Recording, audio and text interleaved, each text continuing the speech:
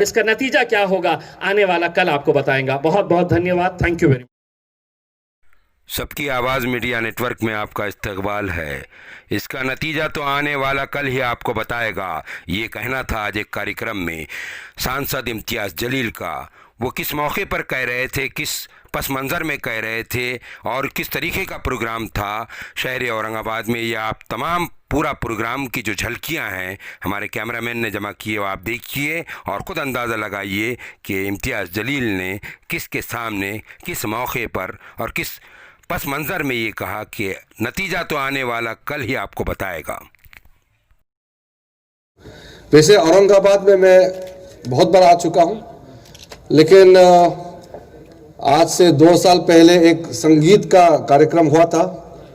हमारे देश के जाने माने सिंगर आशा भोसले जी उसमें गाई थी और मैं मुख्य अतिथि था उस कार्यक्रम में। उसके बाद आशा भोसले जी को मैं मेरे गांव ले गए अरुणाचल प्रदेश में, और गांव में जाकर के खूब पुराने पुराने गाना गाए हैं। मुझे पुराना गाना का सुनने का बहुत शौक है। मैं नए गाना नहीं सुनता हूँ, सिर्फ पुराना गाना ही सुनता हूँ। तो आशा भोसले जी को हम यहाँ में भी रात भर उनका आवाज़ सुना, गाना सुना, तो औरंगाबाद का बहुत अच्छा यादगार है। और ये बहुत ही महत्वपूर्ण जगह भी है। जैसे हमारा इम्तियाज़ भाई ने कहा कि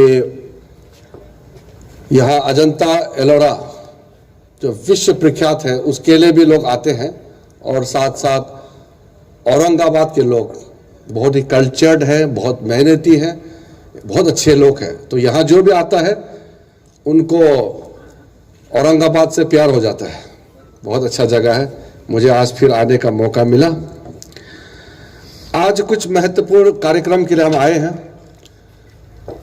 और ये स्विमिंग पूल के बगल में हम कार्यक्रम कर रहे हैं, और मैं खुद देख रहा था कि इसका क्वालिटी पानी का और जो इसका ओवरऑल स्ट्रक्चर जो फैसिलिटी है वो भी मैं देख रहा था।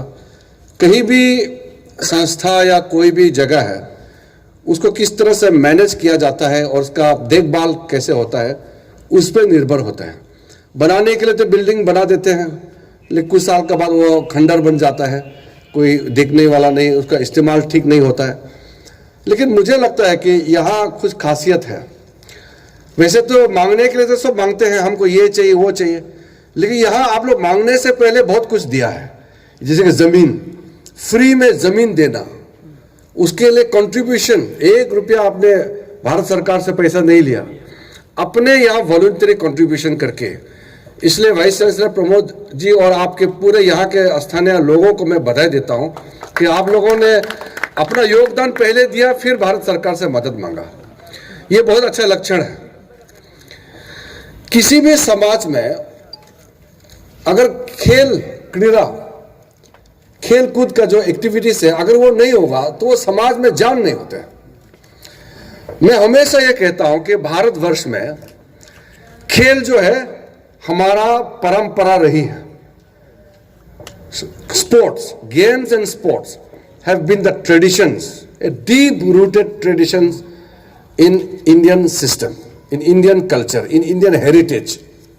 But somehow, unfortunately, it could not develop into a way of life. आज के ज़माने में थोड़ा सा समस्या ये था कि अपने जीने का तरीका नहीं बना पाया खेल कूद को। परंपरा रही है, लेकिन उसको संस्कृति बनाने में कामयाबी नहीं हुआ।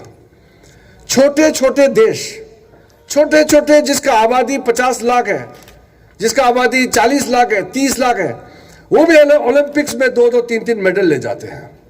हमारा इतना बड़ा देश, 138 करोड़ जनता, इतना पुराना देश, हमारा सभ्यता कितना प्राचीन है, इतना बड़ा देश, एक ब्रॉन्ज मेडल, एक सिल्वर मेडल मिलकर के संतुष्ट होना पड़ता है।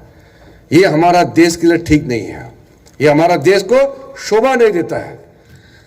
सर, औरंगाबाद एक ऐसा शहर है जहां पूरी दुनिया में ऐसा कोई शहर नहीं है जहां 2 वर्ल्ड हेरिटेज मॉन्यूमेंट्स है। We have Ajanta and Ellora.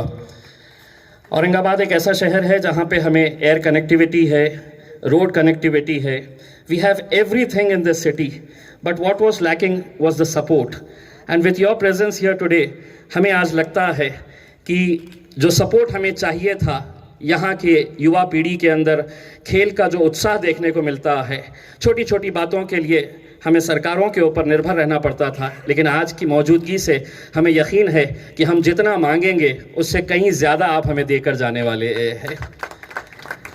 Sir, ये सेंटर जो बनाया गया है, लोग समझेंगे कि ये पैसों से बनाया गया है सेंटर, लेकिन यकीन मानिए ये सेंटर अगर बना है तो भंडारकर साहब ने दिल से इसे बनाया है। और मैं समझता हूं कि यहाँ के जितने भी लोग हैं वो भंडारकर साहब के लिए ज़ोरदार तालियां बजाना चाहिए, क्योंकि ये कुछ साल पहले तक एक बंजर ज़मीन हुआ करती थी। इस बंजर ज़मीन के अंदर इतने सारे फैसिलिटीज़ यहाँ पर जो तैयार किए गए हैं, ये सिर्फ पैसों से नहीं होते हैं। जिस इंसान के अंदर पैशन होता है वही इस तरह का एक सेटअप क्रिएट करता है।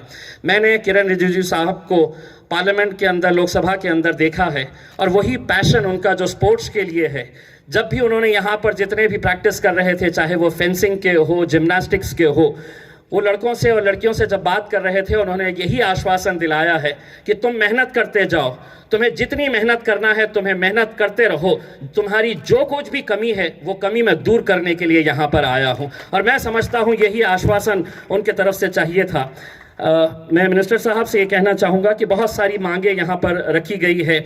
हमारे जो मित्र हैं शिवसेना के, हमारे एमएलए अंबादास दानवे साहब, उन्होंने भी कुछ मांगों का आपको ये किए हैं। मैं या हमारे करार साहब हो या मैं खुद हूँ, यहाँ के स्पोर्ट्स लवर्स की तरफ से हमने कुछ बातें आपके सामने रखी है कि यहाँ पर अगर NIS पटियाला के तर्ज के ऊपर यहाँ पर भी अगर एक डिप्लोमा कोर्स अगर स्टार्ट किया जाए, क्योंकि बहुत बड़ा लैंड बैंक यहाँ पर मौजूद है। जिम्नास्टिक्स एक ऐसा ये है कि यहाँ पर बहुत सारे बच्चे जो जिम्नास्टिक्स के अंदर खेलते हैं, लेकिन चूंकि उनके पास नए इक्विपमेंट्स और फैसिलिटीज़ और ज़्यादा बेहतर करने के लिए नहीं थी, मुझे बताया गया है कि आप इसके लिए पूरी तरह से आश्वासन दिए हैं। साथ ही साथ एथलेटिक्स के लिए एक सिंथेटिक टर्फ की डिमांड पिछले कई सालों से की जा रही थी। मैं समझता हूं आज जाते जाते आप ये घोषणा करके जाएंगे कि यहाँ पर सिंथेटिक टर्फ आप एथलेटिक्स को देकर जाएंगे, तो यहाँ पर बहुत बड़ा एक आपकी तरफ से एक यादगार एक रहेगा।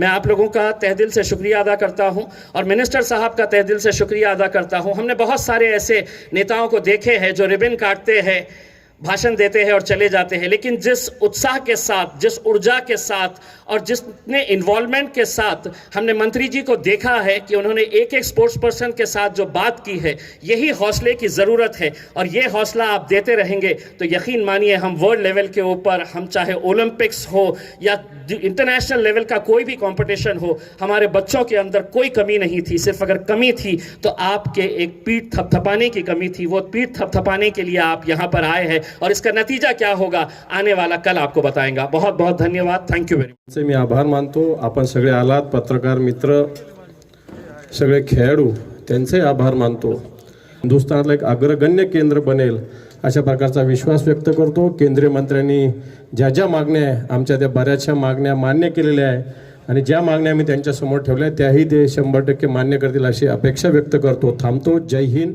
जय महाराष्ट्र। सगळ्यांचे आभार।